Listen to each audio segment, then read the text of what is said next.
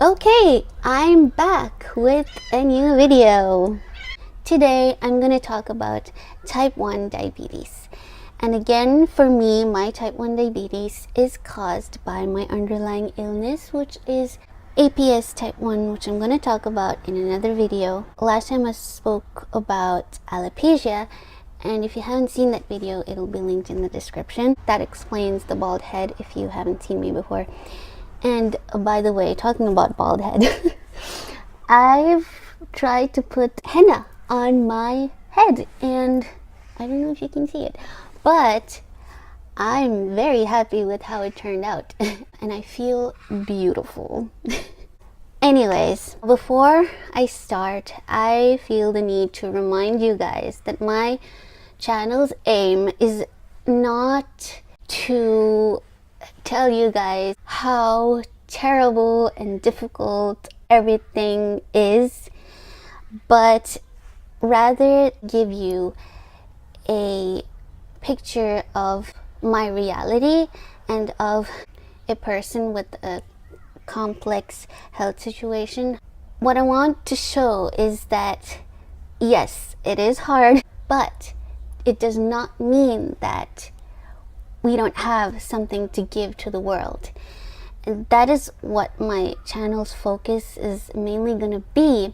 And all the fun stuff where I show you how I do different things is going to come soon. But these videos that I'm making now in the beginning are just kind of introductory, because you need to kind of understand how these different illnesses and disabilities affect me in my life.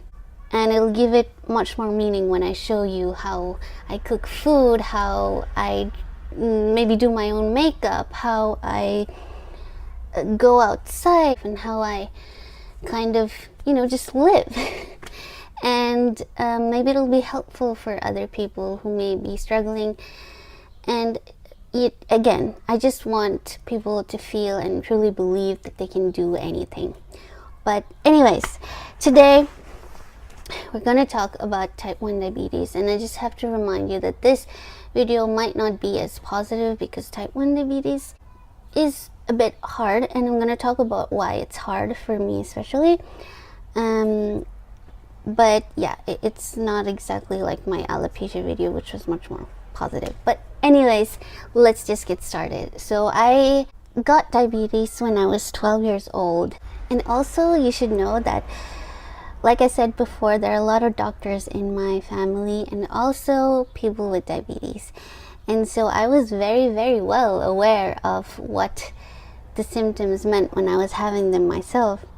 If you're wondering what these symptoms are, then dry mouth, extremely thirsty, having to pee very often, stiffness in the body, headaches, and also mood swings.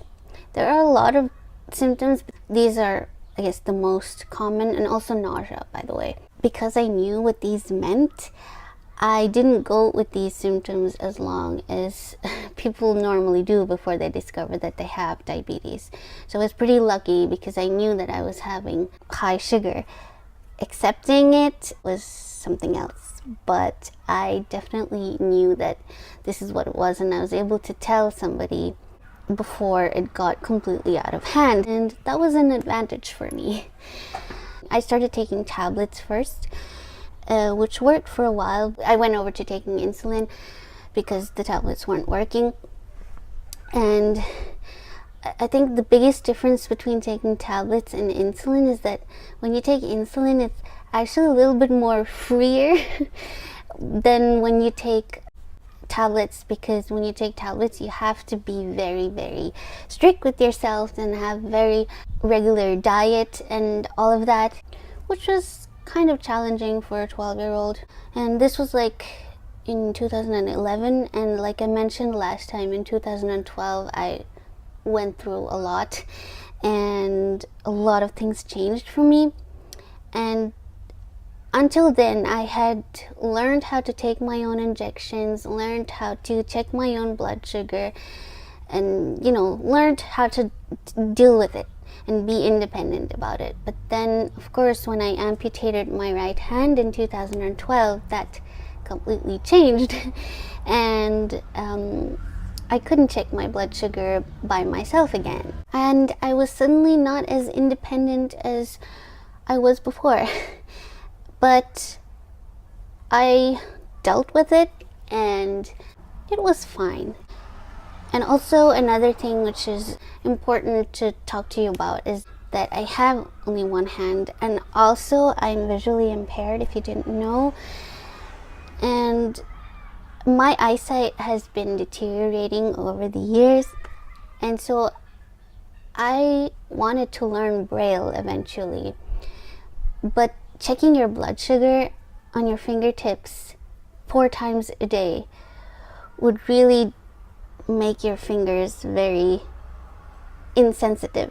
That was a worry for me, so we used to try to minimize checking my blood sugar as much as possible so that we could save these 5 fingers that I have, because touch and feeling is important to a person who's visually impaired anyways. It was kind of frustrating for the doctors because they wanted me to check it, like I said, 4 times a day, but my parents and I was like completely against that. We just checked it, I think, once or twice a day max, and this went on for quite a while.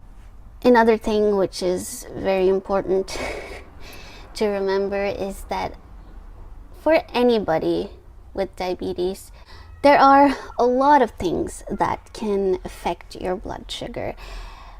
And for me, I mentioned this before, I also have Addison's disease, and my underlying illness does make me more susceptible for infections. And when you have infections, your blood sugar goes up anyways when you have diabetes. And for me, if I get an infection, I need to take cortisone, which is stress hormone, and this cortisone does increase my blood sugar again. It has a very big impact on my blood sugar, and it goes straight up. And again, if my sugar is really high in a long period of time, then I'm also more susceptible to infections, and it takes longer for the infection to heal. And so that has been like the main challenge since 2012, because that is when I started taking prednisolone. And it's like this circle which is very hard, because you need to keep a very thin balance between everything. But I also want to talk about how I check my blood sugar now, because there has come a new blood sugar apparatus which is very cool. And I got this one last year, and I've been loving it because it gives me so much more independence, and I can check my sugar on my own, and I don't need to poke myself, so my fingers are saved, which is great. And I think I'll just show you like quickly, but I'm going to make a video just about my diabetes equipment and how I use it, how I take my injections, things like that, because that's also another thing. I prefer taking injections. Most young people prefer an insulin pump, but for me that was not at all practical. But I think I will talk about that in another video. But I just want to show you quickly how this thing works, because there's a little sensor here on my arm. Can you see it? Yes. There's a little sensor here, tiny needle that's just beneath my skin, and it's continuously monitoring my blood sugar. And then I have this little device here which is very simple to use. You just press this blue button and it tells you to scan it, and then it tells me what my blood sugar is, and it's a little bit high but not too bad. Anyways, that is amazing, and it has given me so much more freedom and better control over my blood sugar because I'm checking it more often, and when you check it more often, it's easier to control your sugar. So I'm very happy about that. But like I said, I'm gonna make a video about all my diabetes equipment. And another thing I wanted to talk about is kind of more on the emotional part of having diabetes, because there are a lot of emotions involved. Besides the fact that when your blood sugar is high, your mood swings are like a roller coaster, and yeah, it can get pretty frustrating sometimes. Diabetes can feel like a never-ending battle that you kind of never really win, because it's something you need to work at all the time to keep your sugar under control. It's not just eating the right food, exercising, taking insulin, and everything is fine. That's not how it works, because everybody is different, so there's no one formula that will fit everybody. And so it's a lot of the responsibility is on you, and you have to find what works for your body. It's very easy to feel guilty when you have diabetes. Sometimes you can't really enjoy your meal, for example, because you probably just checked your sugar and maybe it was a high number, and you're like, what did I do wrong? What did I eat? What did I do? These questions pop up every time you see a high number, and you feel like it's your fault. And it's very easy to feel that way, and I feel like that very often, and that's something that can get pretty frustrating.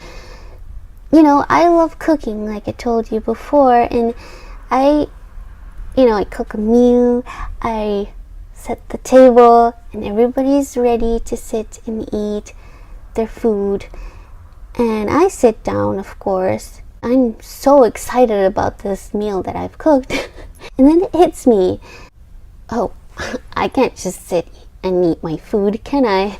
I need to check my sugar, and I need to take my insulin. And if my sugar is normal, it's a good number, then I'm super happy. But if it's a high number, kind of kills my excitement and my appetite and the joy of just enjoying my meal. But that's just the way it is. But I do try to remember that I could have done everything correctly, and I can still have a complete odd, strange number without any real explanation, because of just the fact that there are so many things that affect your blood sugar. I'm trying to do my best all the time anyways, and I can't do any more than that. So this is my experience with type 1 diabetes and how I feel about diabetes. I think it must be different for everybody, as you probably can understand. All of these different things have a connection. Everything is like related to the other, and all together it becomes this very complicated situation.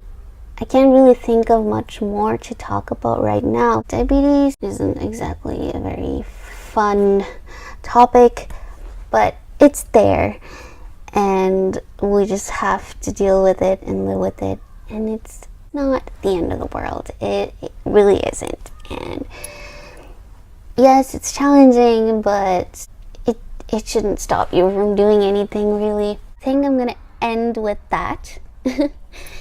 And if you have any questions, then leave them in the comments, and like this video if you liked it, and also share and subscribe if you want to see more of me.